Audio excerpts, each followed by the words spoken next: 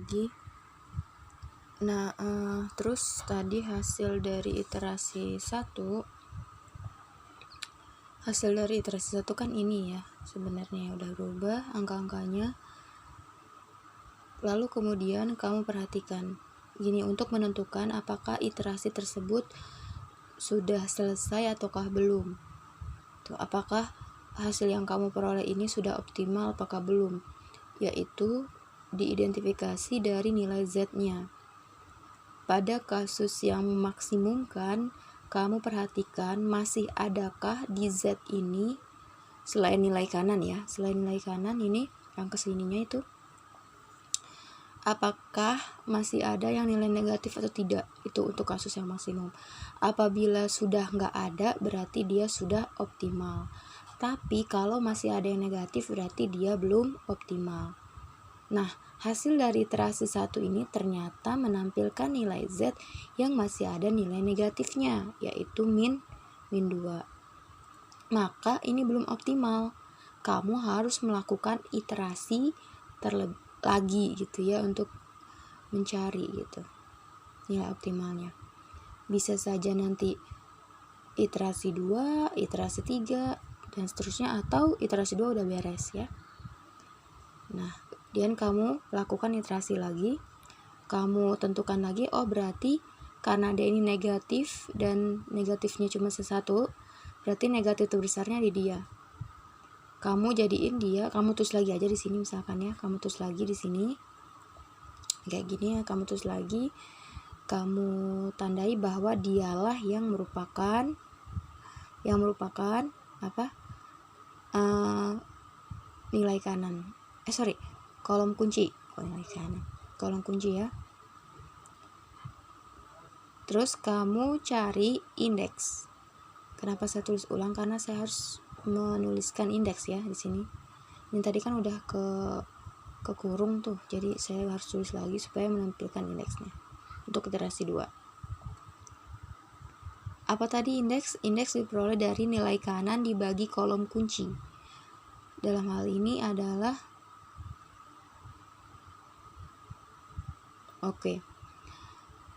perlu diketahui yang namanya indeks untuk Z itu tidak perlu dicari ya. Tidak perlu dicari. Jadi indeks itu hanya diketahui dari nilai ini saja. Ya. Saya tuliskan dulu, berarti ini pada baris kedua indeksnya diperoleh dari 15 dibagi setengah. 15 dibagi setengah itu sama saja 15 dikali 2 per 1 ya maksudnya, jadi 30. Terus yang baris ketiga adalah 18 dibagi 3 yaitu 6. Kamu dapat 30 dan 6. Nah, indeks tadi adalah yang merupakan positif paling kecil, berarti 6. Berarti pada baris inilah yang merupakan baris kunci, seperti itu. Oh ya, tadi ingatkan kembali ya, nanti di sini sangat berpengaruh. Pada PPT itu saya menjelaskan tentang istilah entering variable dan leaving variable. Dalam kasus ini tadi nih, pada iterasi 1, saat kamu memperoleh iterasi 1, di sini ada yang berubah. Perhatikan, yang jadi kolom kunci itu kan si kolom 1 ya. Terus yang merupakan baris kunci adalah baris 2. Nanti akan terjadi perubahan variabel. Pada bagian mana? Pada kolom 1 dan baris 2 ini. Apa yang berubah posisi? Yaitu ini. Yang ini akan pindah berubah jadi si dia. Tapi ini berubah nggak? Enggak. Jadi intinya adalah yang kolom ini, nilai-nilai pada kolom ini akan merubah nama pada baris ini. Kalau yang list di sini ya mah nggak berubah ya, sampai iterasi keberapapun ini nggak akan berubah. Yang berubah itu adalah pada baris-baris ini tadi. Gitu. Jadi si X1 ini juga akan dituliskan pada baris kedua.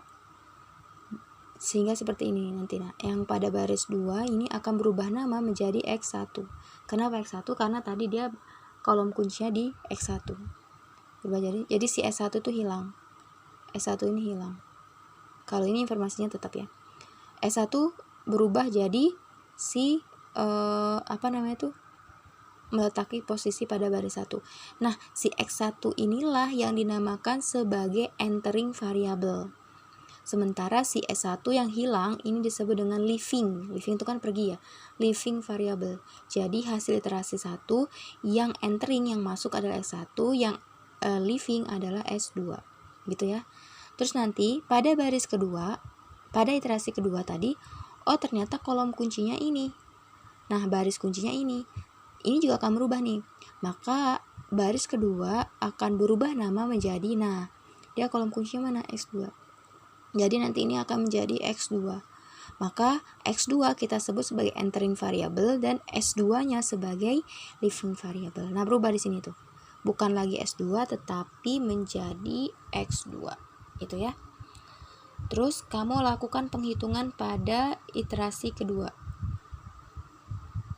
Yang pertama dihitung seperti tadi, yaitu baris kuncinya dulu. Ini. Baris kunci nanti kamu bagi setiap elemen pada baris kunci itu dengan angka kuncinya. Dalam iterasi kedua ini angka kuncinya adalah 3. Jadi kamu bagi 0 bagi 3, 0. 3 bagi 3, 1. Minus setengah bagi 3, minus 1 per 6. 1 bagi 3, 1 per 3. 18 bagi 3 adalah 6. Gitu ya. Nah, untuk baris 1 dan baris 2 kamu pakai rumus yang tadi itu, baris lama dikurangi angka kolom kunci dikalikan dengan baris kunci yang baru yang ini. Tuh ya, kamu bikin list. Nanti kamu bisa tulis nih hitungan 3 ya. Hitungan 3 di sini. Jadi sebut saja hitungan iterasi 2. Ntar kamu boleh tampilkan ke sini ya, ke catatan kamu ya kalau ini supaya jelas gitu. Misalkan ini 1, 3 tuh yang ini ya. Nah, cara mendapatkan itu dari mana sih? Yaitu, ini kan baris 1. Baris 1 lama, berarti baris 1 lama itu angkanya adalah 0, 0, minus 2, ini ya. Minus 2, 2, 0, 120. Minus 2, 2, 0, 120. Terus dikurangin sama angka kolom kuncinya nih ya. Angka kolom kunci pada baris 1 adalah minus 2. Jadi di sini minus 2 dikaliin sama angka kunci yang baru. Nah, baris kunci yang baru berarti tadi yang baris 3 kan, yang ini kan ini. Kamu tulis tuh 0, 1 sejajar yang ini ya dengan ini ya. 0, 1, 0, 1 minus 1/6 ya. Terus sepertiga sama 6. Ini sepertiga, ini 6. Kamu kurangin. Terus kamu hitung di sini ya. Ini mah gampang ya. 0 kali 0 itu kan pasti ini 0. Kalau ini berarti minus 2 dikurangi sama minus 2 dikali 1. Minus 2 kali 1 kan minus 2 tuh. Jadi minus 2, min jadi plus 2, berarti ini 0. Ini 0, kamu terus ini 0. Sini kamu hitung lagi, 2 dikurangi minus 2 dikalikan minus 1/6. Min kali min plus ya, plus berarti 2/6 atau sepertiga. Itu yang nanti kamu tulis di sini. Kamu bisa tulis misalkan ini jadi berapa nih? Berapa? 6/3 ya. 6/3 dikurangi sepertiga berarti berapa? 5/3 ya. Ini jadi 5/3. Terus kalau ini adalah 0 dikurangi minus 2 dikalikan dengan 1/3 berarti minus 2/3. Min ketemu min, jadi ini plus 2/3, jadi ini 2/3. Terus yang terakhir 120 dikurangi dengan minus 2 dikalikan 6, jadi minus 12. Jadi 120 plus 12, jadi 132. Nah, ini 132. Jadi hasilnya adalah 0, 0. Nah, kamu tulis di sini nih. Sama nggak hasilnya? Tuh dengan yang itu. Ya, ini kan hasilnya tadi apa? 0, 0, 5/3. Coba lihat nih. 0, 0, 5/3. Selanjutnya 2/3 sama 132. 2/3 sama 1/3, benar ya, kayak gitu. Terus baris kedua kamu ambil berarti baris lamanya baris 2 dikurangi angka kolom kuncinya setengah, kemudian dikalikan dengan baris kunci yang baru yang ini. Kamu tulis ya, nanti di sini kamu bisa tuliskan menjadi hitungan 4 ya. Nanti kamu tulis. untuk memastikan bahwa hasilnya tersebut memang benar adalah yang 1, 0, sepertiga, minus 1/6, 12. Kamu cek sendiri ya. Nah, ini adalah hasil iterasi kedua. Dan ternyata pada hasil iterasi kedua ini tidak ada lagi Z yang negatif. Maka ini sudah optimal. Maka bisa kamu tarik kesimpulan hasil yang optimalnya adalah ketika Z sama dengan, lihat ruas kanannya, 132.